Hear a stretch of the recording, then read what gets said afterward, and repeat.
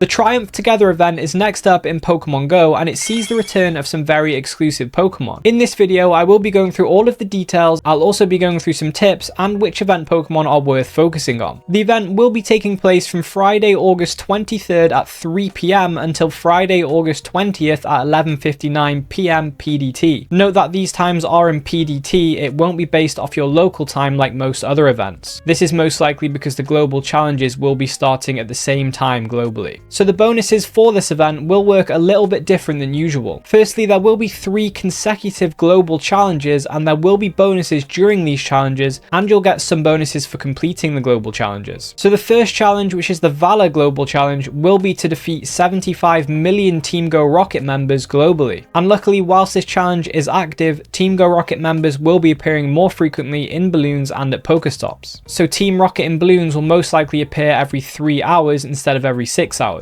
And I will be going through which Team Go Rocket grunts get you the best Pokemon later on in the video, so stay tuned for that. And once we manage to defeat 75 million Team Go Rocket members, we will get some rewards. You will get a Valor themed timed research that will lead to an encounter with the very rare Ponyta wearing a Candela themed accessory. This is well worth focusing on when you get access to the research, because it is a very rare variant of Ponyta that has only been ever available once prior to this event. Keep in mind that this Ponyta can be shiny as well, so if you do get the shiny, that will be really rare. You'll also get 2 times XP for spinning Pokestops, and the second global challenge will unlock. This next challenge will be the Instinct Global Challenge that will require you to hatch 20 million eggs globally, and during this challenge we will get half egg hatch distance to help out with it. Additionally, there will be some special 7-kilometer event eggs featuring Grimer wearing a party hat, Slugma, Visor Slackoth, Litleo, Komala and Togedemaru. To get these eggs, you will have to open gifts from your friends, and make sure you open these gifts after the event starts, so you do get the eggs with the event pool. Once completed, this challenge will reward us with a Team Instinct timed research that will lead to an encounter with the rare Elekid wearing a Spark themed accessory, which also can be shiny. We will also get 2 times Stardust for hatching eggs, and we will get access to the third and final global challenge. This final global challenge for the event will be the Mystic Global Challenge that will require us to complete 35 million field research tasks. And during this challenge, there will be event themed field research tasks available, and from these you will be able to encounter Cyndaquil, Beldum, Tortuga, Archen, Ducklet, Emolga, Tynamo, Goomy, Crabrawler and Tandemaus. Upon completion of this global challenge, you will get a Mystic themed timed research that will get you an encounter with the rare Lapras wearing a Blanche themed accessory, and you will also get 2 guaranteed XL candy when evolving Pokemon. There will also be the option of purchasing a $5 timed research that will get you 2 premium raid passes, 1 Rocket Radar, 1 Super Incubator, 1 Lure module and extra encounters with the Team Leader themed costume Pokemon. And I would say that this ticket could be worth purchasing because the items you do get do exceed $5 in terms of their Pokecoin value, and if you do want some extra encounters with these rare costume Pokemon, it will be worth it for you. There will also be some event themed Pokestop showcases to look out for during this event, and whilst not tied to the event specifically, Xerneas will be in 5-star raids, Mega Salamence will be in Mega raids, and Shadow Suicune will be in 5-star Shadow raids on Saturdays and Sundays only. With that said though, how can you make the most of this event?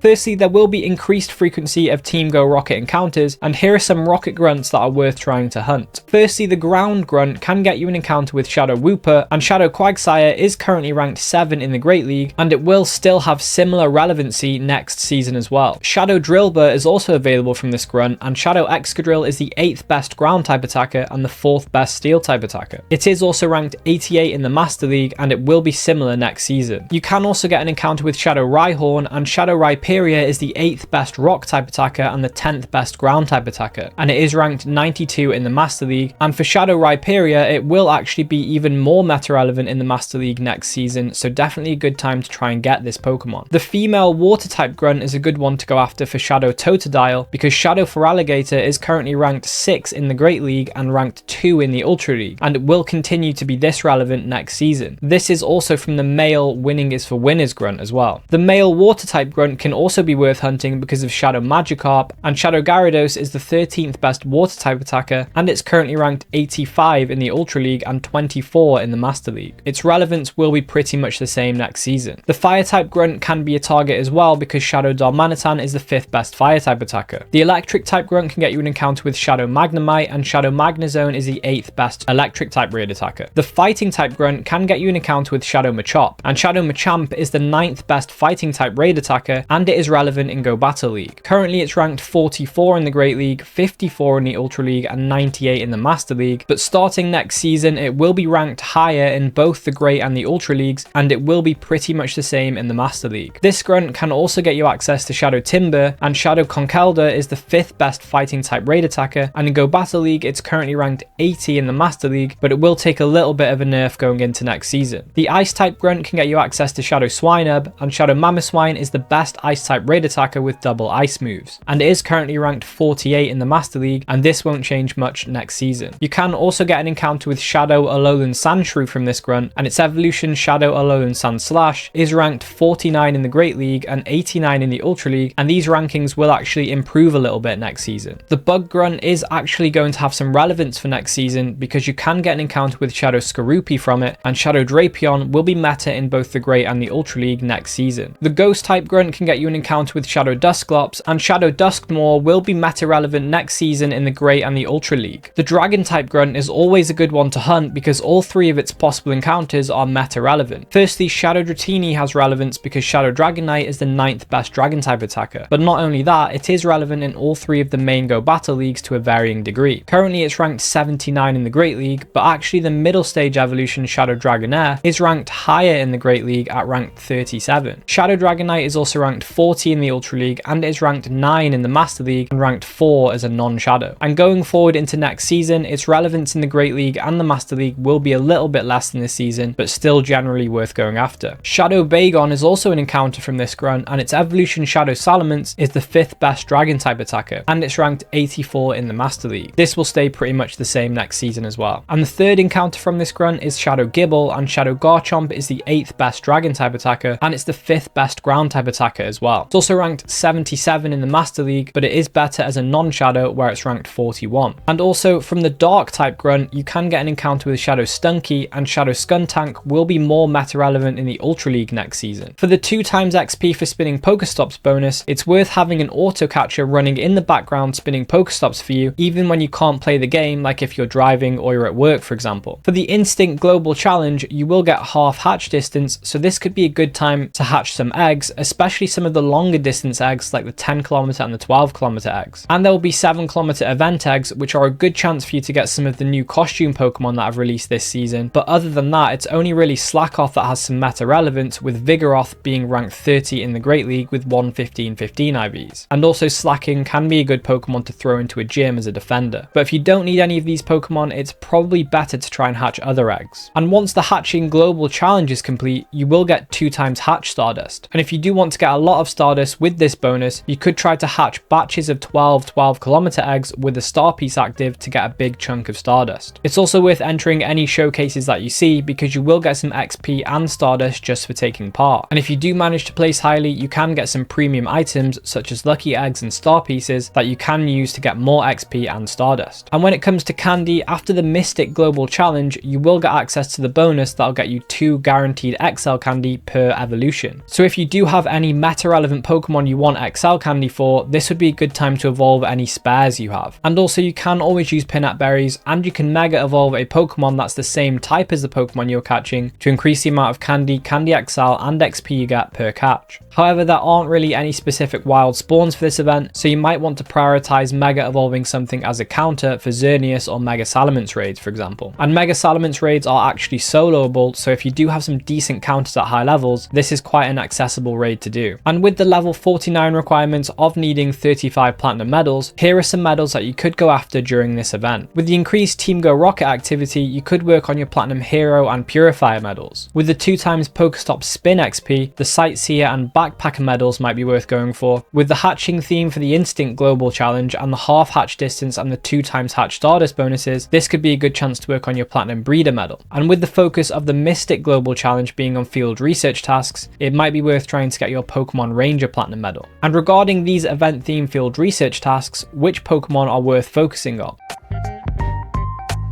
Firstly, you could get an encounter with Beldum, and its evolution Metagross is actually the second best steel type raid attacker, but you do need to use an elite charge TM to get access to its legacy move Meteor Mash, which it does want to be at its best. Metagross is also ranked 55 in the Master League, and it is worth noting that Metagross does have a mega form that will be even stronger when it eventually releases into the game. Ducklett might be worth going after because it does have relevance in the Little Cup. Goomy will be a possible field research encounter, and its evolution Goodra is relevant in all three of the main Go Battle Leagues. In the Great League it's ranked 31 with 114-14 IVs, and in the Ultra League it's ranked 38 with 0-12-12 IVs, and in the Master League it's ranked 28. So generally a decent Pokemon to go after for Go Battle League. It's also worth noting that even in the new season after the move updates, it will still pretty much have the same relevance in all of these leagues. Remember, to evolve Sliggoo up to Goodra, you do need to evolve it in either Rainy Weather or next to an active Rainy Lure module. Tandem Mouse will be a possible encounter, and whilst not meta relevant, it still could be worth going after because it does have a rare form of its evolution Mousehold, which is the family of 3 Mousehold, and there is only around a 1% chance of evolving into this version of Mousehold, so it could be worth trying to go after this rare evolution if you are a collector. So that's it for the field research encounters. For raids, Xerneas is worth raiding because it's the 9th best fairy type raid attacker, and it's currently ranked 18 in the Master League, and it will still be as relevant next season. It does, however, want legacy move Geomancy to be at its best, which it won't have when caught from these raids, so you will need to use an elite fast TM to get it. Mega Salamence is also worth raiding, not only because it's soloable, but because Mega Salamence is the 3rd best dragon type attacker and the 2nd best flying type attacker. It's also ranked 70 in the Master League. However, if you do have access to Mega Rayquaza, this one is less of a priority to raid. And if you do want to know what are the best Pokemon to power up in Pokemon Go, then I recommend checking out this video next.